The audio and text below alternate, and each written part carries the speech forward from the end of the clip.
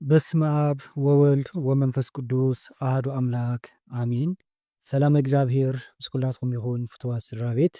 ኣብ ስደት ኣለኹ ናብ ዓደይ ይኸይድ ይመስለኒ እሞ ኣየር ተሳፊረ ካብ ኣየር ምስ ወረድኩስ ሓንቲ መሓዛይ ማዕተብ ምስ መስቀሉ ዝተኣስረለይ እዝስ እንታይ ይኸውን?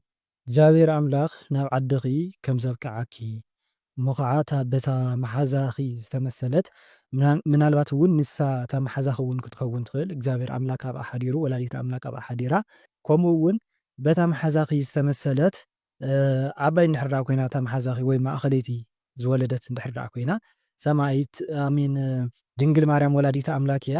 መንእሰይ እንድሕር ደኣ ኮይና ከዓ ሰማይት ቅድስት ኣርሴማ እያ ማለት እዩ እሞ ትቕበለኪ ከም ዘላ ናብ ንስሓ ተብቅዐኪ ከም ዘላ ናብ ሃይማኖትኪ ተብቅዐኪ ከም ዘላ ናብ ቅዱስ ቁርባን ተብቅዐኪ ከም ዘላ መንፈሳዊ ሰብ ከም እትገብረኪ ወይ ከዓ እታ መሓዛኺ እውን ክትኸውን ትኽእል ማለት እዩ። ወይ ከዓ ትምኒት እንድሕር ደኣ ሃሊኪ ናብ ዓደይ ከይደ ተነስቲየ ቤተክርስትያነይ ክሳለም እየ ናብ ሃይማኖተይ ክፈልጥ እየ ዝብል ትምኒት እንድሕር ደኣ ሃሊኪ ወይም ሓሳብ እንድሕር ደኣ ሃሊኪ እግዚአብሔር ኣምላኽ ነቲ ትምኒትኪ ከም ዝፍፅመልኪ ወላዲት ኣምላክ ነቲ ሰናይ ዝኾነ ትምኒትኪ ከም ትፍፅመልኪ ናብ ዓድኺ ከም ተኣቲ ናብ ቤተክርስትያን ሃይማኖትኪ ከም ትፈልጢ ከም ትንስሂ እቲ ቅዱስ ዝጨደር እውን ከም ትጭደሪ እዩ ማለት እዩ። ሰበይቲ ሓወይሲ ካብ ሽምጣ ንዓቐብ ጥርሓ ሽምጣ ካብ ሽምጣ ንታሕቲ ጉርዲ ተኸዲናስ ርእያ እዝስ እንታይ ይኸውን? እዚ እውን ፅቡቕ ኣይኮነን። ጥራሕ ዝባን ካብ ምዃን ማለት ፍርቂ ፍርቂ ምዃን ፅቡቕ ኣይኮነን። ሓደ ብሓዳር እዩ እቲ ክዳን ማለት እዩ። ስለዚ ሓዳራ ከም ዝብተን ወይም ናብ ፍትሕ ዘብፅሕ ከቢድ ዝኾነ ፈተና ወይም ዝኾነ ነገር ከም ዘጋጥሞም ክኸውን ይኽእል። ሓዳር እንድሕር ደኣ ዘይብላ ኣፍቃሪ እንድሕር ደኣ ሃልይዋ እውን ብተመሳሳሊ ማለት እዩ ኣብቲ ምስ ተፍቃሪኣ ዘለዋ ርክብ ዝኾነ ኣብኡ ዝኾነ ፀገም ከም ዘጋጥማ እዩ። በቲ ካሊእ ከዓ ፀጋ እግዚኣብሄር እዩ ክዳን። ስለዚ እቲ ፀጋ ኣምላኽ ወይም ናይ መንፈስ ቅዱስ ወይም እግዚኣብሄር ዝሃባ ፀጋ ካብ ልዕሊኣ ይለዓል ከም ዘሎ ካብ ፀጋ መንፈስ ቅዱስ ትራቆት ከም ዘላ እዩ። ብካሊእ ከዓ ዝኾነ ከቢድ ዝኾነ ውርደት ከቢድ ዝኾነ ሓፍረት ከም ዘጋጥማ እውን ክኸውን ይኽእል ማለት እዩ። ሓዳር ነይርኒ ግን ብሂወት የለን ካሊእ ዓርኪ ኣለኒ ናይ ቀደም ክሽነይ ሕምባሻ ክስንክትሲ መጎጎሽ ተሰይሩ ዋይ በቃ ሕብሽቲ ሒዘን ክመፃ እየን ይብል ብዙሓት ኣንሽቲ እየን ፃዕዳ ዝተኸደና ኣብ ዓራትና የዕርፋ ዝዓርከይ ሒዘንኦ ታእየን ደንጉየን ይብል እሞ ንሱኸ ከይዱ ኣሎ ኢለስ ይቕልቀል ግን ምስአን ኣዕሪፉ። እቲ መጎጎ ምስባር ፅቡቕ ኣይኮነን። መጎጎ ምስባርሲ ከምዚ ዝኾነ ባእሲ ዝኾነ ኣብቲ ሓዳርካ ማለት እዩ ዝኾነ ግጭት ከም ዘሎ ወይ ከዓ ሓዳርካ ከም ዘይኸውን ወይም ፍትሕ እውን ክኸውን ይኽእል ማለት እዩ። እቲ ብዙሓት ኣንሽቲ ሕብሽቲ ሒዘን መፅየን ትብልዮ ዘለኻ ከዓ እቲ ኣፍቃሪየ ከዓ ምስአን ኮይኑ ይዕልል ነይሩ ወይም ሒዘንኦ ትብልዮ ዘለኺ እውን ብክልተ መንገዲ ክንሪኦ ንኽእል። እቲ ቀዳማይ እንታይ እዩ? ምናልባት ናይ ቅንኢ መንፈስ ከም ዘለኪ ክኸውን ይኽእል ማለት እዩ። ምስ ካልኦት ኣጓላት ይዕልል ዶኸውን ምስ ካልኦት ይራኸብ ዶኸውን ዝብል ከምዚ ዝብል ሓሳባት ወይም ናይ ቀትሪ ሓሳብ ወይም ዝኾነ ጭንቀት ወይም ዝኾነ ናይ ቅንኢ ነገራት እንድሕር ደኣ ሃሊኪ ንሱ እዩ ክትሓልምዮ ዘለኺ። ካልእ ከዓ እተን ኣንስቲ ትብልየን ዘለኺ ብሕማቕ ዝግለፃ እንድሕር ደኣ ኮይነን ከምዚ ምስኡ ዝሙት ነገር ዝፍፅማ ወይ ከዓ ዝደልዮ ነገራት ከምኡ ዓይነት እንድሕር ደኣ ኮይኑ እተን ርክሳት መናፍስቲ እየን።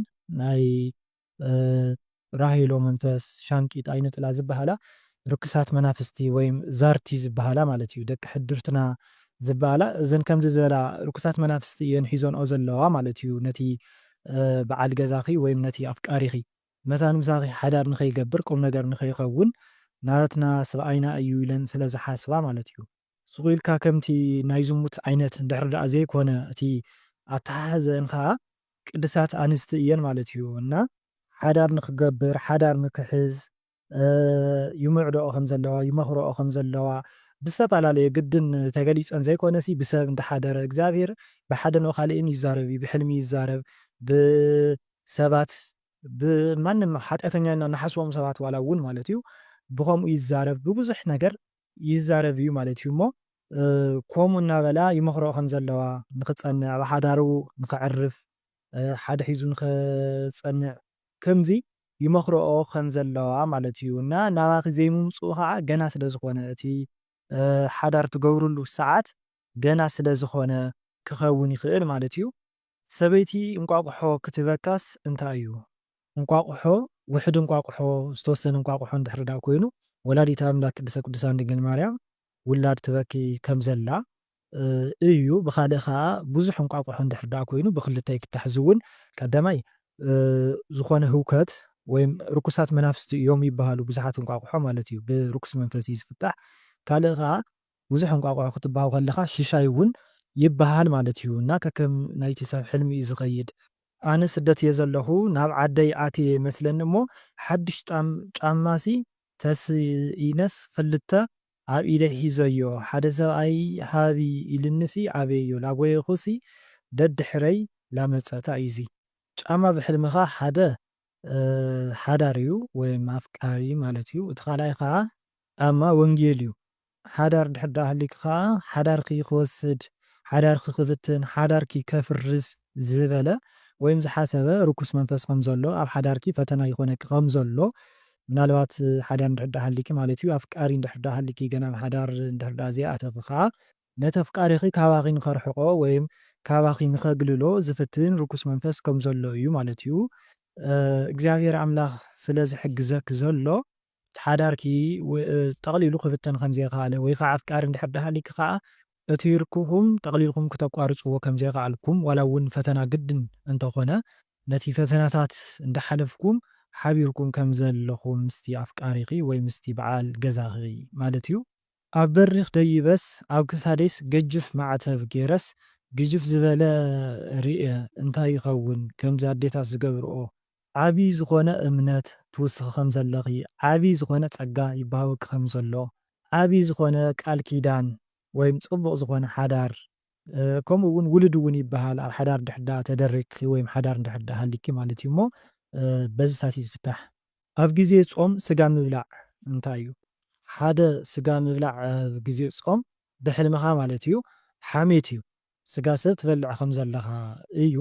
ካልኣይ ምናልባት ኣብ ስደት እንድሕር ዳ ሃሊኻ ወይ ከዓ ሃሊኺ ብፍላይ ከዓ ደቂ ኣንስትዮ ኣሕዋትና ኣብ ዓዲ ዓረብ ዘለኽን ማለት እዩ ዝደለኽንኦ ምግቢ ስለ ዘይትበልዓ ወይ ከዓ ስለ ዘይትረኽባ በቶም ገዛ ዝቐረበ ምግቢ ጥራይ ስለትምገባ ወይ ከዓ ስለትበልዓ ኣብቲ ናይ ፆም ሰዓት ወይም ኣብ ፆም ግዜ ሲ ስጋ ኣዳሊ ከይብሉኒ ወይም ስጋ በልዒ ከይብሉኒ ዝብል ከምዚ ፍርሒ ወይ ከዓ ሓሳባት እንድሕር ዳ ሃልዩ እቲ ናይ ቀትሪ ሓሳባት እውን ክኸውን ይኽእል። ካልእ ከዓ ከሳሓተኪ ዝደሊ ርኩስ መንፈስ ከም ዘሎ ኣብ ፆም ወቕቲ ሲ ስጋ ክትበልዒ ወይም ካሊእ ናይቶም ጥሉላት ምግቢ ወይም ናይ ስዕረት ምግቢ ዝበሃሉ ንክትበልዒ ከሳሓተኪ ዝሓሰበ ርኩስ መንፈስ ኣሎ ወይ ከዓ እዩ። ገለገለ እውን እንታይ ኢሎም ዝፈትሕዎ ኣለዉ ስጋ ምብላዕ ኣብ ፆም ይኹን ኣብ ስዕረት ምንም ፀገም ዘለዎ ኣይኮነን ምናልባት ዘይተጠበሰ እንድሕር ዳ ኮይኑ እቲ ኖርማል ስጋ እንድሕር ዳ ኮይኑ እንጀራ ምርካብ እዩ ምንም ፀገም የብሉን እውን ዝብሉ ኣለዉ ማለት እዩ። ናይ ሰብ ቆልዓ ምሕፋቕ ኸ እንታይ ይኸውን? ቆልዓ ምሕፋቕ ፅቡቕ እዩ። መላእክቲ ወይም መንፈስ ቅዱስ ምርካብ ምሕፋቕ ወይም መንፈስ ቅዱስ ሓድረካ ወይም ይሓድረኪ ከም ዘሎ እዩ። ካልእ ቆልዑት ሽሻይ በረኸት እዮም በረከት ምርካብ እዩ። ብካልእ ከዓ ክንክን ዘድልዮ ምሕብሓብ ዘድልዮ ዝኾነ ሓላፍነት ከም ዘለኪ ወይም ከም ዘሎ ወይም ፀጋ ክኸውን ይኽእል ማለት እዩ። ኣብ ሂወትኪ ዝኾነ ክትከናኸን እዮ ዘለኪ ክትሕብሕብ እዮ ዘለኪ እግዚኣብሔር ኣምላኽ ዝሃበኪ ዝኾነ ፀጋ ወይም ዝሃበካ ፀጋ ወይም ዝኾነ ሓላፍነት ከም ቆልዓ ክትከናኸኖ ከም ዘለካ ክኸውን ይኽእል ማለት እዩ። ብካልእ እውን ኣብ ውሉድ ዝተደረኸ ክኸውን ይኽእል ምናልባት ንእግዚኣብሔር ኣምላክ ውላድ ሃበኒ እናበልኪ ትምሕፀኒ እንድሕር ዳ ኮንኪ መልሲ ክኸውን ይኽእል ማለት እዩ። ውላድ ከም ዘለኪ ፍረ ከም ዘለኪ ውሉድ ከም ትረኽቢ ክኸውን ይኽእል። በለስ ምብላዕ እንታይ እዩ? በለስ ምብላዕ ማለት እንጀራ ምርካብ እዩ። ሽሻይ በረኸት እዩ።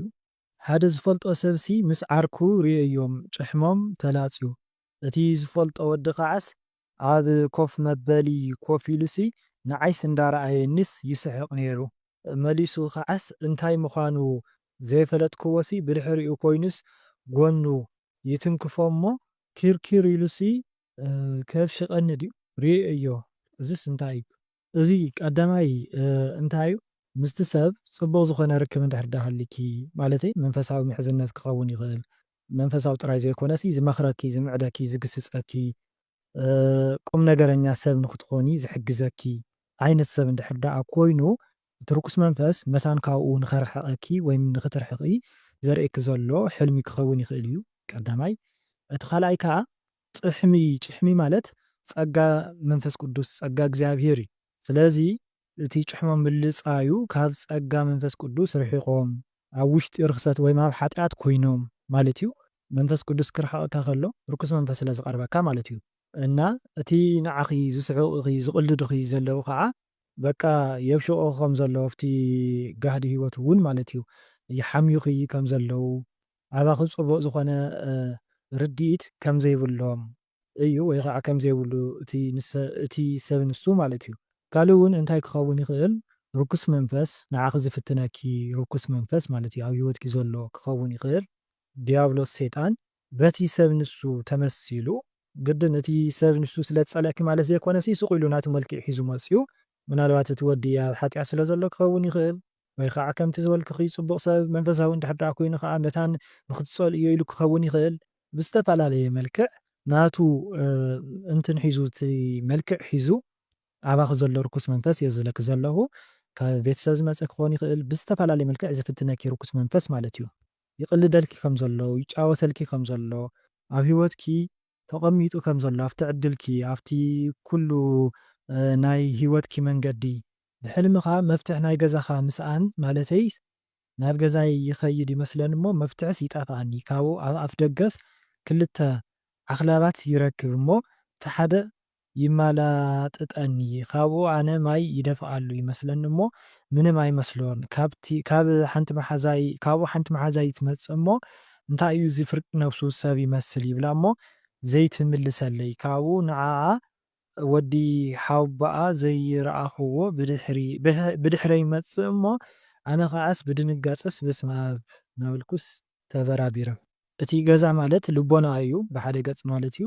እና ኣብቲ ልቦናኺ እቲ ናይ እግዚኣብሔር ኣምላክ ቃል ንኸይዝራእ ፍረ ንኸይፈሪ ፈርዩ ከዓ ናትኪ ህይወት ንኸይቅይር ወይ ከዓ ንኸይልውጥ እቲ ናይ ኣምላክ ቃል ኣብ ልቦናኺ ሰሌዳ ንኸይፀሓፍ ዝኾነ ዝዓንቀፈኪ ነገር ከም ዘሎ ማለት እዩ። ማለት ዘይምርግጋዕ ድዩ ናብ ስራሕ ኣብ ስራሕ ቢዚ ምዃን ድዩ እቲ ካልእ ከዓ ብስድራ ቤት ዝመፀ ወይ ከዓ ፈቲኺ ፈቒድኪ ስቂልኪ ብግዜ ሕፅረት ድዩ ብዝተፈላለየ መልክዕ ዝመፀ ሓዳር ከም ዘሎ ወይ ማፍቃሪ ከም ዘሎ እሞ ስቂልኪ ከምዝኣተኽዮ እቲ ገዛ ማለት ናብራ ክኸውን ስለ ዝኽእል ማለት እዩ። ወይኒ ግን ኣብኡ ስኢልኪ ዕንክሊል ትብል ከም ዘለኺ ብዙሕ መቐረት ከም ዘይብሉ ጨው ከም ዘይብሉ ክኸውን ይኽእል ማለት እዩ። ካልእ እውን ናብራ ክንብል ከለና ናይ ብስራሕ እውን ክኸውን ይኽእል ማለት እዩ እሞ ኣብቲ ስራሕ ሒዝክዮ ዘለኺ ሕዝሲ ምንም ደስተኛ ከም ዘይኮንኪ ሕጉስቲ ከም ዘይኮንኪ እውን ክኸውን ይኽእል ማለት እዩ። እቲ ክልተ ኣኽላባት ይረክብ ትብልዮም ዘለኺ ከዓ ርኩሳት መናፍስቲ እዮም እቶም ኣኽላባት ማለት እዩ። ማይ ደፊኡ ኩሎም ክብሉ ዘይከኣሉ ከዓ ከምዚ ዝብለኪ ዘለኹ ቅድም ንስሓ እንድሕር ደኣ ዘይኣተኻ ኣብ ጸሎትካ እንድሕር ደኣ ዘይበርታዕካ ብፍላይ እውን ንስሓ እንድሕር ደኣ ዘይኣተኻ ምስ ሓጢኣትካ እንድሕር ደኣ ሃሊኻ ማለት እዩ እናኸኣልካ ንስሓ ክትኣቱ እንዳኸኣልካስ እንድሕር ደኣ ዘይኣተኻ እቲ ናትካ ሓጢኣት ንዕኦም ከም ጉልበት እዩ ዝኾኖም ማለት እዩ እና ኣይለቁን እዮም ወይም ካባኻ ኣይርሕቑን እዮም ዝገበርካ እንተገበርካ ማለት እዩ። ስለዚ ንስሓ ክትኣቲ ከም ዘለኪ ፈለማ ማለት እዩ።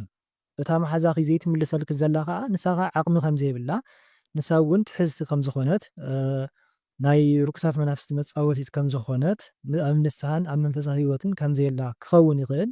ብኻልኣይ ከዓ ብፍላይ መንፈሳዊት እንድሕር ደኣ ኮይና ቅድስት ኣርሴማ ወይ ከዓ ድንግል ማርያም ወላዲተ ኣምላክ ስቕ ትብለኪ ዘላ ትዕዘበኪ እያ ዘላ ማለት እዩ።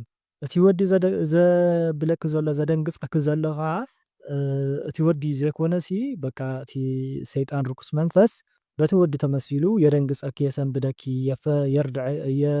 እንታይ ዝበሃል የርዕደኪ ከም ዘሎ ክኸውን ይኽእል ማለት እዩ። እሱ ይፈታተነኪ ከም ዘሎ ማለት እዩ ብሓፂሩ።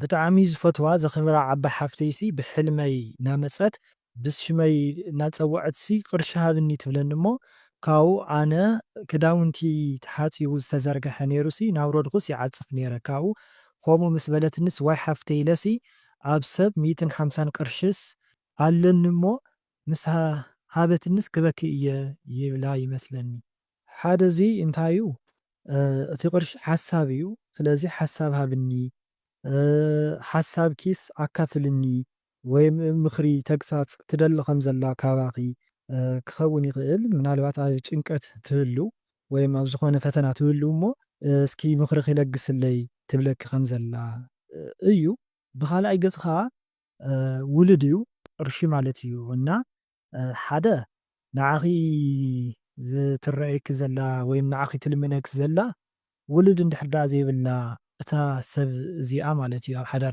ኣብ ሓዳር ተወሲናስ ውላድ እንድሕር ዳ ዘይብላ ጸሎት እስኪ ግበርለይ ውሉድ እግዚኣብሔር መታን ክበኒ ወላዲት ኣምላክ መታን ክትበኒ እግዚኣብሔር ኣምላክ መታን ውላድ ክበንሲ ጸሎት ግበርለይ ብጸሎት ክደግፍኒ ሓግዝኒ ትብለኪ ከም ዘላ እዩ ብኻልእ እውን ንዓኺ ተመሲላ ንድንግል ማርያም ትልምን ከም ዘላ ኣብ ጸሎት ከም ዘላ እታ ሓፍትኺ ማለት እዩ ተዓባ ሓፍትኺ እቲ ካሊእ ከዓ ፀገም ወይም ኣብ ፀገም ኣላ ክኸውን ይኽእል ማለት እዩ ብቀጥታ ይፍታሕ ናይ ኢኮኖሚ ወይም ናይ ቅርሺ ፀገም ከም ዘጓነፋ ክኸውን ይኽእል ማለት እዩ እና ክትሕግዝ እያ ከም ዘለኪ ብምንታይ ኣብ ትሕግዝ እያ ግድን ናይ ኢኮኖሚ ካብኣ ዝሓሽኪ እንድሕር ዳ ኮንኪ ድሓን እንድሕር ዳ ኮንኪ እንጀራ እንድሕር ዳ ሃሊኪ ክተካፍል እያ ከም ዘለኪ ማለት እዩ እንኳን ንሓውካ ንማንም ዝተፀገመ ዘይንፈልጦ ሰብ እኳ ክንሕግዝ እዩ ዝግባአና ማለት እዩ እሞ ተኻፊልካ ምብላዕ ስለ ዝኾነ ክትሕግዝ እያ ክትድግፍ እያ ከም ዘለኪ ንሳ እውን ናብ ጭንቂ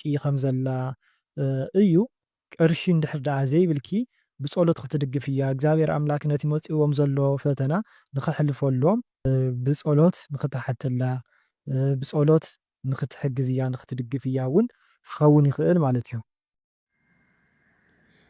ናይ ሓንቲ ሓፍትና ኣብ ኮመንት ዝፀሓፈቶ ናይ ሕልማ ሰላም ክብርሓው ብወርቂ ልብሲ ማለት እቲ ቅዱስ ጻድቃን ዝኽደንዎ ልብሲ ብወርቂ ዝተሰርሐ ልብሲ ተኸዲኑ ዕጣን እናዓጠነ ናባይ ይመጽእ ናብ ውሽጢ ገዛ ይኣቱ እቲ ጻድቕ ንእሽተይ ጭቕጭቕ ይብለኒ እምበር ብዙሕ ኣይፈልጦን እዙይስ እንታይ ይኸውን እዚ ሕልሚ እዚ ኣዝዩ ዓብዪ መንፈሳዊ ትርጉም ዘለዎ እዩ ወርቂ ልብስን ዕጣንን ናይ ቅዱሳን መለኮታዊ ሓይሊ ምልክት እዩ እቲ ጻድቕ ሰና ገዛ ከምእታው ኣብቲ ቤት ረድኤት እግዚኣብሔር ሰላምን ከም ዝሰፈነ የርእየና እስቲ ዝተሰምዐካ ጽቡቕ ድማ ኣብቲ መንፈሳዊ ግርማ ዝተለዓለ ዳ እምበር ሕማ ኣይኮነን ብሓፍሻ እቲ ገዛ ብጸጋ እግዚኣብሔር መሊኡ ኣሎ ማለት እዩ ካልኣይ ሕልምኺ ኣብኡ ሸኪትክል ፀሓፍክለይ ማለት እዩ እቲ ካልኣይ ሕልሚ ሰለስተ ገዛ ነይረን ኣነ ኣብቲ ሓንቲ ገዛ ነይረ ካብኡ እተን ክልተ ገዛ ዘይተዓፀዋ ስለ ዝነበራ ኣብ ማዕድዮ ይከታተለን ነይረ ካብኡ ዓፅዮምዎን እምበር ኢለ ክዓፅወን ምስ ከድኩ እታ ሓንቲ ብቁልፊ ድንዮ ብቕልጡፍ ዓፅዋ ስፍታ ሓንቲ ገዛ ከይደ ከዓ ክዓፅዋ ቀዲም በለኒ እንተበልኩስ ሓደ ክንዲ ገለ ዝኮን ብጣዕሚ ኣብ ሂወት ርእየ ዘይፈልጥ ነዊሕ ሰብ ሰማያዊ ጅንስ ዝተኸደነ ኣእዳው ርእየ መን ኢኻ ይብሎ ንሱ ድማ ኣብቲ ገዛ መፅኡ ናባይ ይመፅእ ኣነ ድማ ብጣዕሚ ይፈርሕ እሞ በስመ አብ ወልድ መንፈስ ቅዱስ ኣሐዱ ኣምላክ ኣሜን ኢለ 3 ግዜ የማዕቱ ንሱ ድማ ይፈዝዝ ይስሕቅ እሞ ኣነ ድማ ትምህርተይ ይብሎ ንሱ ድማ ይምርቐካ እሞ ክልፍልፍ ይጅምር እዚ ከንታይ ይኸውን እተን 3 ኣበይቲ ዝተፈላለያ ናይ ህይወት መዕረፍቲ ወይ ድማ መንፈሳዊ ምስጢራት ክኾና ይኽእላ እቲ ነዊሕ ሰብኣይ መግለፂኡ ሓደ ዓብዪ መንፈሳዊ ሓይሊ ሓላዊ መልኣኽ ኣብ ጥቓኻ ከም ዘሎ ዘርኢ እዩ እቲ በስመ ስላሴ ምጽላይካ ንምዕታብክን ድማ ኣብ እምነትኪ ዘለኪ ጽንዓት የርኢ እቲ ሰብኣይ ክምርቐኪ እየ ብምባሉ ካብ ፍርሒ ናብ በረከት ተሰጋገር ከም ዘለኺ ኣብቲ መንፈሳዊ ዓለም ጥበብ ፍልጠትን ትምህርቲ ከም ትረኽቢ እዩ ዘበስር ዘሎ ማለት እዩ ሳልሳይ ሕልምኺ ድማ ኣብ ሰማይ ወርሒ ነይራ ካብኡ ኣብ መስቀል ዝተሰርሐ ኩሉ ኣትዩስ ተሸንከርኪሩ እሞ ጨረር ናባይ ናብ ከብደይ ይኣቱ እሞ ዝኾነ ደስታ ይስምዐኒ ሕማመይ እውን ይሕሸኒ እሞ በዓል ገዛይ ድማ ይመጽእ እሞ ኣብ ደገ ከፍ ገዛ ኣብ ኣፍ ደገ ከፍ ኣፍ ገዛ ኣብቲ ዝተኸፈተት ማዕጾ ፍርቂ ውሽጢ ገደብ ፍርቂ መጽኡ ንብረት ግደፍ ፍርቂ ነብሱ ድማ ንውሽጢ ናብ ላዕሊ ክዳኑ ወፂኡ ኣብ ማእገሩ ገይሩ ገጽ ንደገን እግርን መሊሱ ጠጠው ኢለ ይሪኦ። እዚ ኸ እንታይ ይኸውን? ወርሒ ምስ መስቀል ምርኣይ ናይ ድሕነት ሰማያዊ ሓገዝን ምልክት እዩ። እቲ ብርሃን ናብ ከብድኺ ምእታው ድማ ናይ ፈውሲ ሕልሚ እዩ። እቲ ሕማም ካብ ዝሓወኻን ሰላም ከም ዝረኸብካን ዘረጋግጽ እዩ። እቲ በዓል ገዛኺ ዝተባህለ ኣካል ኣብ ኣፍ ደገ ምርኣዩ ድማ ቤትክን ህይወትክን ብሓለዋ መልኣኽ ወይ እውን መለኮታዊ ሓይሊ ተሓፂኡ ከም ዘሎ እዩ ዘርኢ። እቲ ፍርቂ ውሽጡ ፍርቂ ወፂኡ ማለት ድማ ኣብ መንጎ ስጋዊ ዓለምን መንፈሳዊን ሓለዋ ዘሎ ምትእስሳር እዩ ዘርኢ። ብሓፈሻ እዞም ሕልምታት እዚኦም ኩሎም ናይ በረከት፣ ናይ ፈውስን ናይ ሓለዋ መልእኽትታት እዮም። እቲ ሰብ ንፈጣሪኡ ብምስጋን ክቐርቦን እቲ ዝተዋህቦ ጸጋ ፈውሲ ምሕረትን ክገብርን ከም ዘለዎ እዩ ዝሕብር። ደስ ዝብል ሕልሚ እዩ። እዞም ፍታሓትን እውን ናይ እግዚኣብሔር ሓለዋ ሰላም እዩ። ብጸሎት ንበርተ ጸሎት ንግበር። ብዙሓት ዝፀሓፍኩም ኣለኹም። ኣብ ዝቐፀለ ክምልሰልኩም እየ። ሰናይ ቅንያት